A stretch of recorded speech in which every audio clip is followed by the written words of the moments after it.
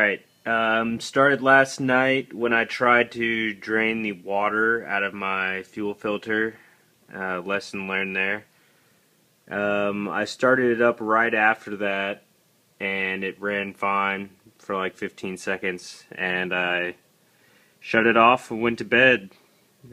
Came to go to work the next morning and got a no start. Thought maybe I had air in the system, so bought a Mighty Vac, and I've got fuel at the injectors.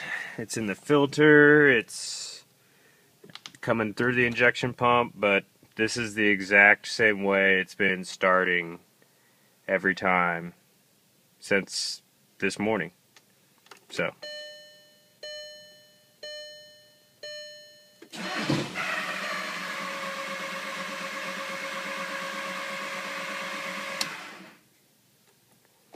it starts like it wants to crank for like a half a second and then just spins over like nothing's going on. So